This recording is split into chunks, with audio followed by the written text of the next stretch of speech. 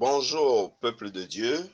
Je suis le pasteur Dovi Akon des Assemblées de Dieu du Gabon, Temple Dieu fidèle de Port-Gentil. Ce matin, je voudrais vous entretenir dans un passage de la Bible que nous trouvons dans Exode 17, du verset 8 au verset 13.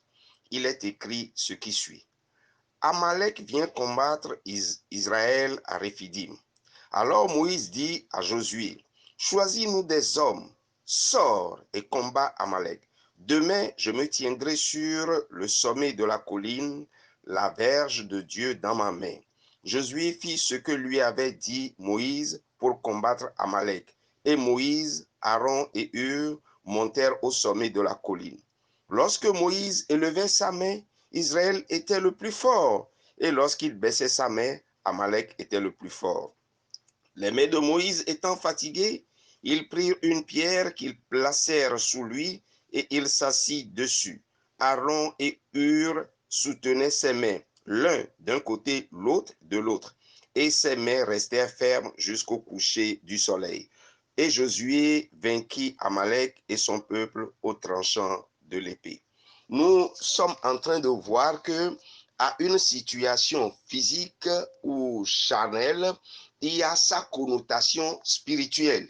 Il y a eu une guerre qui se déroulait dans la vallée. La guerre était conduite par Josué et les hommes forts d'Israël qui sont allés avec des épées et ils ont combattu Amalek dans la vallée. Mais il y a une autre guerre, une autre bataille qui se déroulait au sommet de la colline.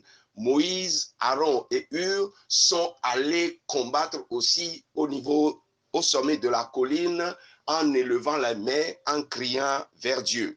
Et nous voyons que la victoire qui s'est déroulée dans la vallée, Moïse et les hommes d'Israël ont remporté la victoire. Cette victoire-là n'était que la conséquence de la victoire remportée au sommet de la colline par Moïse, Aaron et Hur. Nous sommes dans une situation difficile. La Terre est en train de traverser des moments difficiles, une pandémie de coronavirus ou COVID-19. Les médecins, les biologistes, les virologues livrent une bataille acharnée à cette pandémie. Le gouvernement aussi fait sa part, a pris des décisions pour prévenir la maladie. Nous, les enfants de Dieu aussi, nous avons notre part à faire.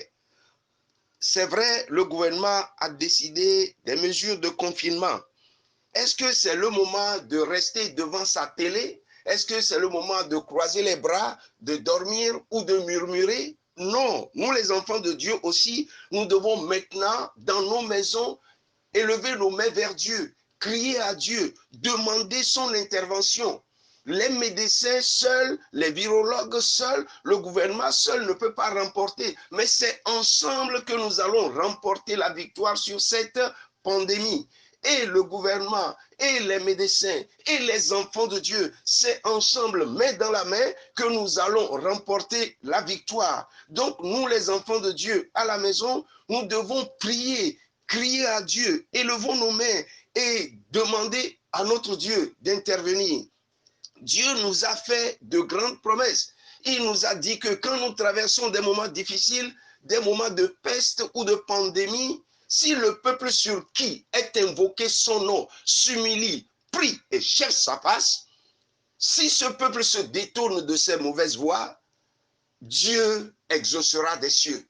C'est le moment de crier à Dieu. Nous sommes dans une situation difficile de pandémie. C'est le moment de crier à Dieu, de supplier le Seigneur qu'il intervienne pour défendre la terre. Et ensemble, nous allons remporter la victoire. Ce n'est pas le moment de rester pour bouder, murmurer ou devant sa télé. C'est le moment de se lever et de combattre. Ensemble, nous allons remporter la victoire. Ces moments, nous pouvons, nous les enfants de Dieu, nous qui avons donné notre vie à Jésus, nous pouvons profiter pour susciter un réveil. Nous pouvons en même temps crier à Dieu pour que, après cette pandémie, qu'un réveil puissant se manifeste dans notre pays. Un réveil sans précédent. Profitons de ces moments où nous sommes à la maison pour crier à Dieu, pour que Dieu nous donne un réveil, que des hommes et des femmes connaissent Jésus, qu'ils soient sauvés et qu'ils deviennent citoyens du ciel